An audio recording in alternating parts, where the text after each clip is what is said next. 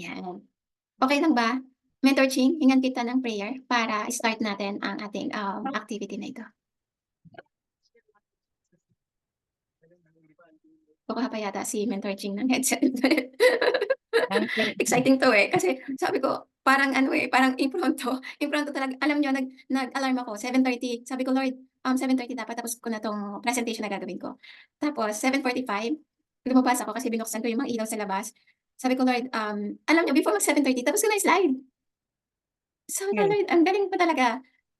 Ano, Hmm, talagang ano, whatever hindrances na makakasalubong natin, hindi natin mapipigilan kung ano yung, plano ng Lord na gawin. Kahit, sabi nga, kahit meron lang matirang isa na may faith or may pananampalataya na mangyayari, talagang mangyayari. Yun, yun. galing. Sige po, Mentor Chi, ipag-pray po natin yung activity natin ngayong gabi. Thank you, Mentor Tita Mint. Ayan, let us bow our head. Kahit tatlo lang tayo dito. Let us put ourselves in the presence of our Lord. Ayan. Dear Lord, thank you po Lord God sa time na 'to at ngayon po ay kahit tatlo lang po kami ayun natuloy po yung plan ni Mentor Tita Mint na gawin niya po 'to para sa team po namin. Ang forever grateful po sa buhay ni Tita Mint kasi po, siya po yung nakaisip at siya po yung nakaisip na i-share niya po yung word about God na i-aano niya po sa amin ng mga team members po niya. Thankful po sa buhay niya and, ngayon po, pini-pray po namin ang safety po ng bawat isa. Pagalingin niyo po yung mga kasamaan po namin na wala po dito na may mga sakit at karamdaman lalo na po yung, asawa po ni Mentor Mai. Praying po Lord na maka-recover po siya ng mabilis and sa bawat isa po sa amin, gabayan mo po kami at ingatan mo po kami at, hipuin mo po ang aming mga, kahilingan ng mga puso po namin at ino-offer po namin ang aming mga buhay po sa inyo Lord God. We ask this through Christ our Lord, amen. Salamat po, ayan. Thank you po Tita Min. Sorry. Yan. Alam mo po 'pag nung pagkaalis nila Celine ano, umakyat ako dito sa taas ta's nag-pray ako, "Lord, ano ba talagang i-aano ko, tawag dito, ishi-share ko sa live class." Kasi nga kaninang umaga walang kuryente, malakas ang hangin. So, akala ko hindi na talaga magkakakuryente kaya sabi ko, "Hala, matutuloy ba Lord yung" kahit nagkukuwentuhan kami na ni Mentor Ching kanina pero yung isip ko talaga nag-iisip ako matutuloy kaya yung live class ngayong gabi. Tapos ano, nung nag-usap na kami, nung nakaalis na sila, ako na lang dito sa bahay, eto yung pinakita sa'kin ng Lord 'no, habang ako'y nagpe-pray. Ano, etong, Joshua ano, nasaan na? May nagre-request ba? Okey. Yung Joshua, 1 Joshua 6:1-20. Nung binasa ko 'to, um, sabi ko, "Okey, eto po ba Lord yung gusto mong i-discuss ko para sa'yo ngayong gabi na 'to?" So, eto talaga. So, from that time nag-alarm ako, sabi ko, "Lord, kung talaga ito yung will mo na i-discuss ko ngayong gabi, kailangan 7:30 tapos ko na 'tong slide." Kung ano man yung mailagay ko sa slide, until 7:30, yun na yun. Kasi sobrang kulang na sa time. Pero alam niyo yun, ang Lord pala ay talagang ano, alam natin na gumagawa siya in mysterious ways. He has his own ways. Kaya eto, na-create ko, sa pagpapala ng Lord ng, with that, time. So, um, nung mabasa ko yung etong title pa lang ng verse na 'to is, ang pinukas sa'kin Lord, ang maging topic natin ngayong gabi is faith and miracles. Alam ko we have our own struggle as of this moment. Meron tayong kanya-kanyang, pinagdadaanan. Pero sa atin bang buhay, ano ba yung ano yung faith? Para sa iyo May, ano yung faith?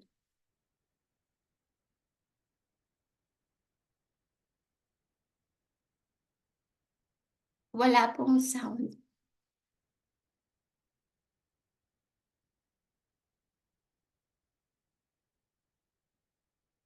wala po.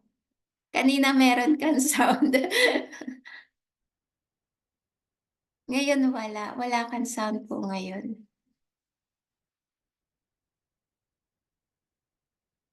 Siguro po i-try mo po na hugot, yun, meron na. Pero wala. Baka may something sa headset. Yun. Tinanggal ko yung, tinanggal ko yung ano ko. Hindi ko kasi dito gawa ng tabi ng along the Okay. highway. Clear naman po yung boses mo. Clear naman. Clear naman. Para sa'yo po, ano yung faith? Yung faith po is yung paniniwala mo sa Diyos po. Parang yung ganito po, yung sa pangyayari sa buhay namin na hindi ko inaasahan yung ganito. Pero yung faith ko po talaga sa Diyos is ano po, yung nandun pa rin po kahit na yung alam mo, yung pagsubok na ganito na hindi mo inaasahan. Pero malaki pa rin yung paniniwala ko sa Diyos na nandyan po siya lagi na gumagabay sa amin. Sa ganito pong pagsubok na nangyari sa buhay ko, na dapat po grabe po yung nandiyan na yung struggle na yung isip ko ganyan, pero nakita ko po dahil po sa paniniwala ko sa kanya na malaki po yung magagawa niya sa buhay ng asawa ko, na kaya niyang pagalingin. Yung faith po kasi matatawag yung bang yung parang yung paniniwala mo talaga sa Diyos na malaki yung magagawa niya sa buhay mo. Yung gagawa siya ng milagro sa buhay mo na kahit na alam mong napaka-imposible, pero gagawin niya po yung posible pag ikaw ay may faith po sa Kanya. Parang ganun. Okay. Salamat po. Tawag pa po tayo ng isa, wait lang po. Talagang, ang dami nating struggle ngayong, yan. Tawag pa po tayo ng isa. Sino pa ba ang nandito? Nasaan na yung aking Zoom? Yan. Mentor Jomar, makakapag-share ka po ba? Ano po para sa inyo yung faith?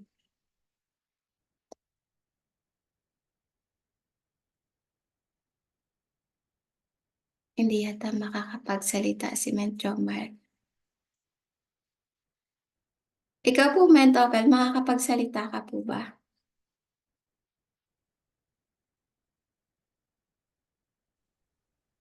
Hello. Yes po, Nadidinig. clear. Apo, yes po. Medyo nakadata kasi ako kaya nagpa-fluctuate din yung signal. Internet ko. Ang faith is kung ano yung um, para sa akin ang faith is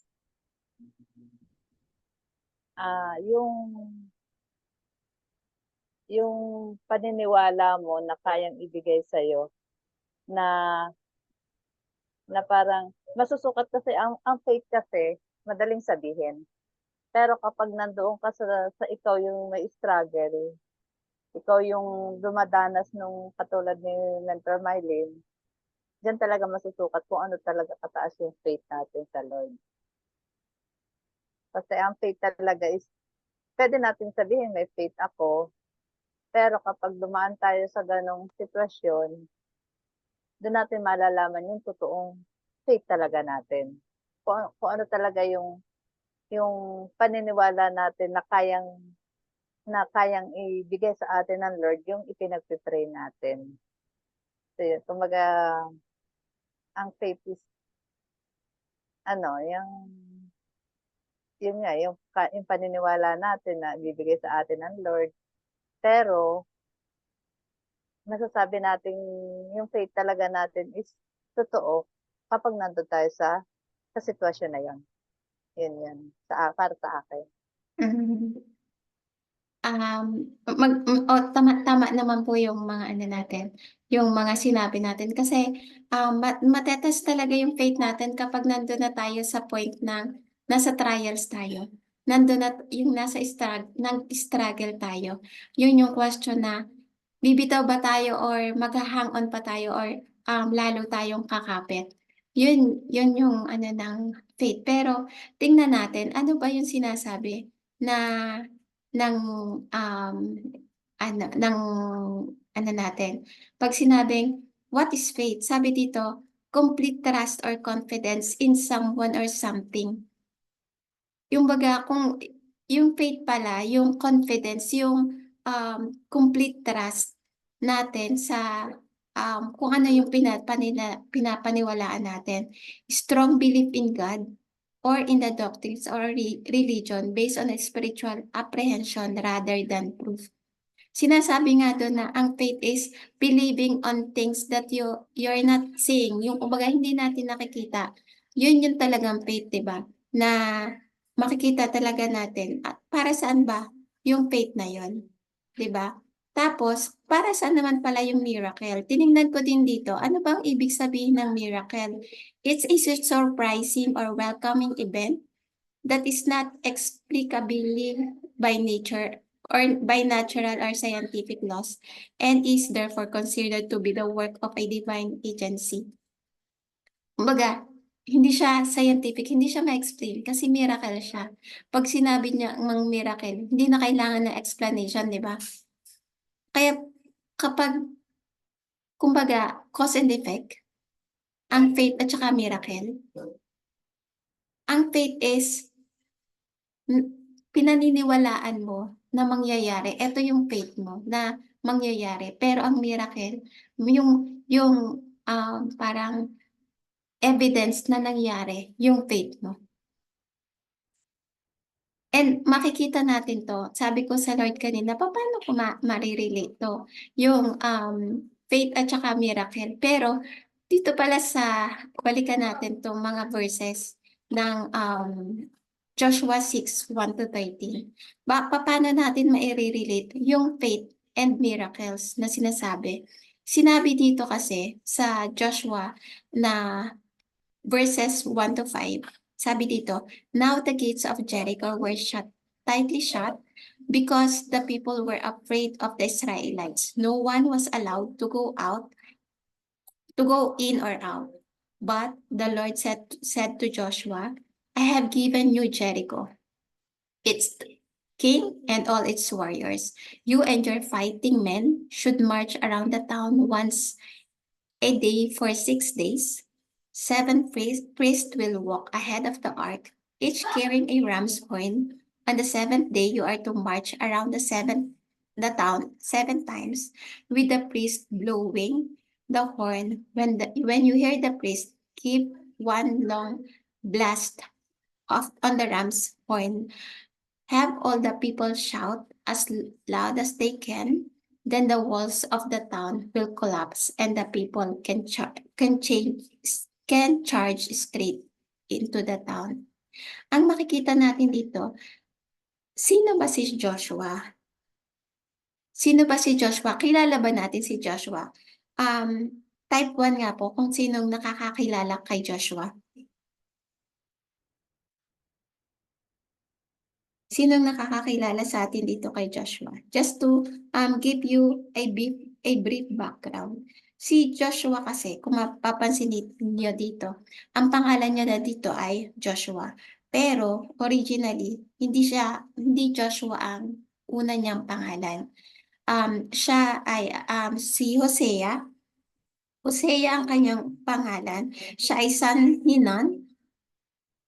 Kung maalala nyo yung kwento na ipinadala sila, there are 12 people or 12 spies na pinadala sa Kanaan para mag-spies. Pero si Joshua at saka sino kasama niya? Si Caleb, silang dalawa lang out of doon sa 12 spies. Sila lang yung nagsabi na ang Kanaan ay napaka magandang abundance na land. And this time, nung sa verse na inaaral natin ngayon, this time, naibigay niya sa kanila, after Moses pala, si Moses ang nagpangalan sa kanya, sa pangalan Joshua. And from Hosea, yun ang naging pangalan niya. Kasi, ang belief ng Israelites nung mga panahong yun is, malilit yung pagkakaano ka dito. Doon sa 12 spies, only Joshua and Caleb, son of believed that the Israelites could conquer the land with God's help. Bakit bakit nasabi ni Joshua at Caleb na makukuha nila even though sa kita ng iba is hindi nila kaya. Kasi ini-highlight doon na mako-conquer nila ang Kanaan. Bakit? Kasi gawa ng God's help. Paano naman magwo-work yung God's help dito? Makikita natin dito na napakadetalye ng pinapagawa ng Lord kay Joshua. Pero yung execution, paano ba ginawa ni Joshua? Well, without hesitation, ang ginawa ni Joshua in the verse 6, so Joshua called together the priests and said, take up the ark of the Lord's covenant and assign 7 priests to walk in front of it, each carrying a ram's horn. 7, then on the verse 7, he gave orders to the people, march around the town, and the armed men will lead the way in front of the ark of the Lord. Ituloy natin ha. After Joshua spoke to the people, the 7 priests with ram's horns started marching in the presence of the Lord, blowing the horns as they marched. And the ark of the Lord's covenant followed behind them. On the verse 9, some of the armed men marched in front of the priest with the horns, and some behind the ark, with the priest continually blowing the horns. Sabi dito, do not shout, do not even talk. Joshua commanded, not a single word from you until I tell you shout, then shout. So the ark of the Lord was carried around the town once that day, and then everyone returned to spend the night in the camp. Kung mapapansin nyo dito, talagang step by step, sinunod nila yung instruction ng Lord. Paano natin ngayon ma-apply sa sariling buhay natin? Kasi maririnig natin na may time talaga na kung naririnig natin yung quote na we have to be still. Kasi ang Lord may ginagawa. Kumbaga may pinapagawa ang Lord sa atin, pero mas malaki, may mas malaki siyang ginagawa. Doon ngayon ma-apply yung ating faith. Hindi malamang hindi natin naiintindihan bakit ba ito pinapagawa ng Lord sa akin? Bakit ba nangyayari ito ngayon sa akin? 'Di ba? Pero ang maganda dito, si Joshua nakipag-usap kay Lord at na yung message ng Lord nakuha niya at naipas niya dun sa mga dapat gumawa. Kumbaga disseminate niya yung information at nagawa niya dun sa mga assign na dapat gumawa. Kasi that time may kanya-kanya silang assignment, di ba? Kung ano yung dapat gawin. And sabi nga nito, not a single word from any of you until I tell you to shout, then shout. Kumbaga may go signal sa atin kung ano yung dapat at kailan natin dapat gawin. And sabi dito sa verse 12, Joshua got up early the next morning and the priests again carried the ark of the Lord. On the verse 13, the 7 priests with the ram's horn marched in the front of the ark of the Lord, blowing their horns. Again, the armed men marched both in front of the priests with the horns and behind the ark of the Lord. All this time, the priests were blowing their horns. Verse 14, on the second day, they again marched around the town once and returned to the camp. They followed this pattern for 6 days. Ilan nga yung days na sinabi ng Lord? 7 days sila maglalakad. Siguro kung sa ibang tao na walang faith, ano ba 'to, ang pinapagawa sa akin ng Lord, maglakad lang ako ng maglakad. Hindi ko nakikita ang purpose, bakit ba kailangan lagi na lang maglakad ng maglakad? Ano ba itong ginagawa ko 'to, hindi ko nakikita yung purpose. Pero kung ang faith natin ang gumagalaw, alam ko may ginagawa ang Lord na dito sa mga ginagawa natin kung nakikita natin na walang kabuluhan, yung meaning nito hindi natin nakikita. Pero yung faith natin, kung mataas yung faith natin sa Lord, at alam natin na may ginagawa siya kasi may promise ang Lord sa atin, 'di ba? Panghawakan lang natin yung promise ng Lord. And sabi nga dun sa first verse, 'di ba? Ibinigay na ng Lord yung Jericho na pati yung priest, lahat ng nakapaloob doon, ibinigay na sa kanya ng Lord. Ang gagawin lang ni na Joshua at saka na yung mga tauhan ni Joshua is to follow. 'Di ba? Maisip natin, ano ba 'to, ang laki-laki ng wall ng Jericho, napaka-mighty, pati mga kings, ang laki-laki ng lupay na 'to. Papaano ko magagapi or papaano ko siya mawi-win kung maglalakad lang ako na maglalakad. Nakikita niyo ba yung ano, yung, um, yung possible na, tawag dito, na doubt na ginagawa um, na parang, "Lord, gagawin ko ba talaga 'to?" Parang gano'n, 'di ba? Parang yun yung iisipin mo na wala, parang yung importance na ginagawa mo. Magda-doubt ka ba kapag gano'n yung ikot-ikot ka lang, lakad-lakad ka lang, pero ang goal mo kasi is, ma-win or, makuha mo yung ang land, 'di ba? Tapos sabi dito, "On the seventh day, the Israelites got up at the dawn and marched until around the town as they had done before." So ginawa nila, eto yung last day, 'di ba, ka-seventh day. But this time, they went around the town 7 times. And the verse 16, the seventh time around, as the priest sounded the long blast on the horn, Joshua commanded the people, "Shout, for the Lord has given you the town." On the 17th, Jericho and everything in it must be completely destroyed as an offering to the Lord. Only Rahab and the prostitute and the others in the house, in her house will be spared, um, for the protected spies. So, ginawa lang uli nila. Then, on the 7th, saka sila nag-shout na pinroclaim nila talaga na akin na, binigay na ng Lord sa atin itong Jericho. Diba? And sabi dito sa 18, "Do not take any of the things set apart for destruction, or you yourselves will be completely destroyed, and you will bring trouble on the camp of Israel." And the 19, "Everything made of silver, gold, bronze, or iron is sacred to the Lord and must be brought into his treasury." And eto, on the 20, when the people heard the sound of the horns, they shouted as loud as they could. Suddenly the walls of the Jericho collapsed, and the Israelites charged against into the town and captured it. They completely destroyed everything in it with their swords, men and women, old and young, um, sheep, goats, and donkey. Nakuha nila. Bakit? Ginawa lang nila yung, pinapagawa ng Lord.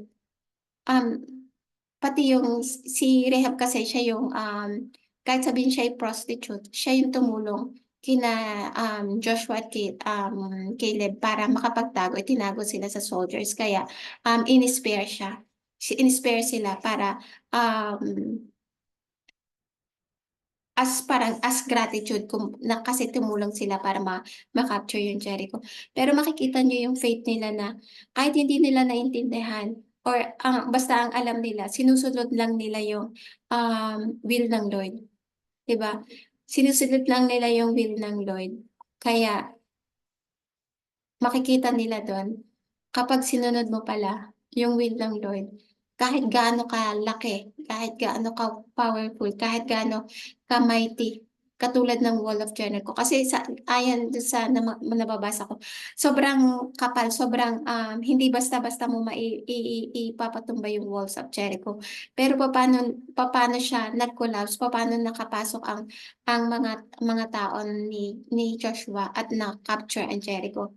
Kasi ang power ng Lord ang gumalaw, kasi yung hesitance nila Joshua ay zero talaga.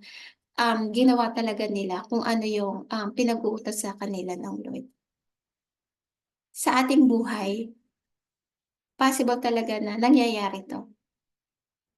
Kung ire-relate natin sa ginagawa nating business, isipin natin, ano ba 'tong pinapagawa ng ating mga mentor, hindi ko naintindihan. Pero kung nandun na isinapintat si Lord na, "Lord, alam ko na pinadala mo sa akin itong mga mentors na 'to para i-guide ako, na ito yung pinakita mo sa akin na na tawag dito, na goal ko, na whatever I do, gagawin ko talaga yung, um, pinapagawa mo sa akin. Kahit hindi ko naintindihan, gagawin ko lang. Kasi alam ko, ikaw yung gumagawa ng paraan. Ikaw yung gumagawa ng um, everything para maging victorious.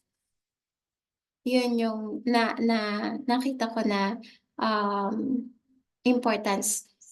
We have just to have that faith para makita natin ano ba yung miracles. Yung miracles yung parang trophy natin na na-hit natin yung ating na-hit natin yung goal. Yun. Sabi ko, 30 minutes, naka 30 minutes pa tayo. Kaya eto, ang ano po natin is yun nga, um, maging guide natin sa ating buhay. Etong nangyari kay Joshua sa pag-capture nila sa Jericho. Paano nila na-capture yung Jericho kasi inuna muna nila, sinunod nila yung will ng Lord or kung ano yung pinapagawa ng Lord sa kanila. Yun. Sana po may nai-import ako at nai-share ko kung ano man yung nais ni Lord na um, mai-share ko sa inyo habang um, eto, kasi sabi ko nga, eto parang um, start ng ating session. Eto session 1 ng ating life class. And kita natin yung mga struggle. Ngayong first day, na nandun na halos lahat sa atin is struggling for internet, for electricity, for availability. Pero yun, naniniwala ako na ang Lord gumagawa pa rin ng paraan para mai-carry out um, mai-carry out yung paano ko ba stop? Naka-share pa ba? Hindi na, no? Para ma-carry out yung kung ano yung gusto niyang i-communicate sa bawat isa sa atin. Meron po bang gustong mag-share? Kuha lang po na tayo ng isa o dalawa na gusto mag-share para mag-volunteer para lang sa activity natin na to. And after that, we'll close this one with a prayer. Pwede po mag-raise na hand kung sino gusto mag-share tungkol sa ating topic ngayong gabi.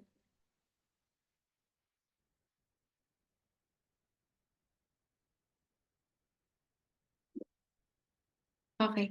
I-share ko na lang ng last po, siguro nahihiyaan mo mga, ay si Mylene yata, mag-share yata. Mag-share ka ba? Nag-unmute ikaw. Men, ang ano po, men, naririnig niyo ako? Yes po, yes. Yun, yung sa topic po natin, faith and miracle. Kasi sa bawat isa po, may kanya-kanya po tayong yun. May pinagdaraanan po pagsubok. Sa akin po kasi, yung pagsubok namin ngayon, yung sa mga nakaraang pagsubok namin, nakayanan namin. Pero yung itong talaga, sabi ko, akala ko talaga is malulukmok talaga ako sa ano kasi, nung malaman ko po kasi na ano yung asawa ko, akala ko disgrasya, yung pala, yung pagkakasakit niya ng high blood. Hindi ko po expect na ganun yung ano niya kasi 'di ba po nagbabarley po tayo tapos nag-share po ako ng hope tapos yung pala sa pamilya ko pala is hindi ko na ano yung asawa ko dahil hindi ko naman po talaga alam na may sakit na pala siya, hindi niya sinasabi sa akin. So nung nangyari to, hindi pa rin po ako nawalan ng pag-asa na lagi po akong dumudulog sa Diyos na sabi ko, faith lang, sabi ko na may plano ang Diyos bakit nangyayari itong mga ganitong pagsubok, sabi ko. Kasi ito na po yung pinakamalalang pagsubok na nangyari sa aming mag-asawa po. Na yan po, na yung high blood po niya talaga is umabot na po talaga sa puntong napakagrabe po kasi naapektuhan po yung utak niya, na-operahan po siya. Then, yung sinabi ng doktor na maraming complicated po yung pagkaka-opera niya na hindi daw alam kung anong magiging cause, kung makukoma siya, ganyan. Tapos sabi ko, pwede ba siyang mamatay? Sabi ko, parang gumanon yung doktor. Sabi ko, grabe naman to. Sabi ko, pero napakalaki yun ng faith ko sa Panginoon na Sabi ko, hindi mo naman to ibibigay. Sabi ko na hindi ko kakayanin at alam ko na ilalayo mo yung asawa ko sa kamatayan. Sabi ko, kaya malaki yung faith ko po talaga tsaka yung miracle po na alam ko na gagawa po ng milagro ang Diyos sa mga bagay na sinasabi ng mga doktor na napaka-complicated po yung ano na pwedeng mangyari sa kanya kasi yung ulo kasi pag naoperahan po kasi hindi mo masasabi na magiging maganda yung kalalabasan ng operation. Maraming risk na pwedeng madami talaga na pwedeng bumalik siya sa akin o hindi. Pero malaki po yung faith ko po talaga na sabi ko, hindi, may plano ka, sabi ko. Tapos po, syempre, wala po akong kasama dito, mag-isa lang po ako, wala akong karelyebo. Tapos yung mga anak ko nasa Maynila, ay nasa Cavite, hindi ko po alam, pero ang Diyos pa rin yung gumagawa ng paraan kasi po, once na naiyak ko na po siya, nakapag-share po ako, nawawala na po yung parang empty yung mind ko, parang nakakatawa pa rin ako kahit paano sa mga nakakausap ko dito, parang ganun. Kahit na malayo po yung family ko, pero ang Diyos pa rin yung gumagalaw talaga. Pag malaki talaga yung faith mo talaga, kahit grabe po yung yung problemang dumarating sa'yo, nandyan pa rin po talaga yung Panginoon na humihiko po lagi. Tapos sabi ko, paano na kami kasi walang trabaho yung asawa ko, wala din po akong tapos hindi ko makagawa yung business natin kasi sabi ko, paano to? Sabi ko, paano ko gagawin? Wala din akong product dito, wala din ako. Talagang, kasi hindi ko po talaga alam na pumunta ako dito, 3 peraso lang talaga ng damit ko po yung nadala ko kasi akala ko 3 araw. Yung pala, aabutin po kami ng ilang, bali magto 2 weeks na po kami dito. Tapos, sabi ko, paano na yung mga anak ko? Pero, ang Diyos pa rin, marami pa rin siyang ginagawang pagpapala po talaga. May mga bagay siyang binibigay po sa akin na hindi ko expect po talaga na God provides all your needs talaga. Kaya sabi ko, Lord, alam ko, Panginoon, na may plano ka talaga sa buhay namin. Bakit nangyari to sa asawa ko? Alam ko, aantayin ko po yun dahil pagkatapos ng unos na to, sabi ko, alam kong ibubuhos mo yung pagpapala sa buhay namin. Sabi ko, yun. Yun lamang po. Maraming salamat po, May. Totoo talaga na we have our own Jericho para ma-collapse at ang ating faith talaga ay nandun. Maraming pong salamat sa pag-share ng iyong journey and we'll continue to pray para yung kapanatagan and kagalingan ng iyong asawa ay nandyan lang. And alam ko yung topic na to hindi binigay sa atin ng Lord ng wala lang. Kasi alam ko na pinapaalala lang sa atin ng Lord kung gaano siya kalaki. Kung gaano kalaki siya at gaano kaliit yung ating mga pinagdadaanan. Yun. So pray muna po tayo para ma-close natin. We only have 3 minutes left. Yun. Lord Father God, maraming pong salamat sa gabing ito, Lord God, na alam ko, Lord God, there's a lot of limitations na naghihinder sa amin upang gawin itong activity na to, Lord God. Pero ikaw ay napakabuting, Lord God, na nagbigay sa amin ng opportunity upang pasimulan. Sabi nga po is lahat ng bagay ay nagsisimula sa maliliit na step. And kung hindi namin to gagawin ang step, wala kaming mararating. At alam ko, Lord God, ikaw ay kagapay namin sa each step na ginagawa namin sa aming buhay. Ang dalangin ko po sa bawat isa, nandun, Panginoon, ang asawa ni Mentor Mai, ang kanyang family na malayo sa kanya, Lord God.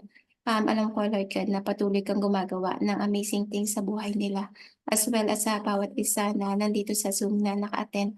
Alam ko po, Lord God, at nagpapasalamat po ako dahil kiniklaim ko na tinatugon mo po ang dalangin ng puso ng bawat isa na nandito, Lord God. At ang dalangin ko po, Panginoon, patuloy, Panginoon, na paggalaw mo sa bawat isa sa amin, Lord, ang embrace mo sa aming bawat isa, and yung pagpapala ang bumuho sa bawat isa, Lord God. Maraming pong salamat at sa iyo lang po ang papuri, pasasalamat sa pangalan ng po na iyong anak na si Jesus. Amen. Yan. Amen. Hingi lang po ako na if okay lang, mag-picture tayo para dito sa ating session na ito. Yan. Naiiyak ako. Nasa parang kanina umiyak lang ako. Ba't umiiyak ka? Kasi napakabuti ng Lord. Sige po. Kaya talaga, Min. Picture po tayo. 1, 2, 3. Yan. Tinitignan tuloy nila ako. Yan, ito po talaga yung yung first day natin session, and hopefully sa mga susunod na linggo dumami tayo, and maranasan natin yung higit na pagpapala sa susunod na mga araw. And sabi nga, every storm there's a sunshine na paparating. Yun, nag-a-alarm na siya. Sabi daw ay time na. Time na daw po Thank you, tayo. Min. Thank you very much po, and God bless. At maraming pong salamat sa inyong time.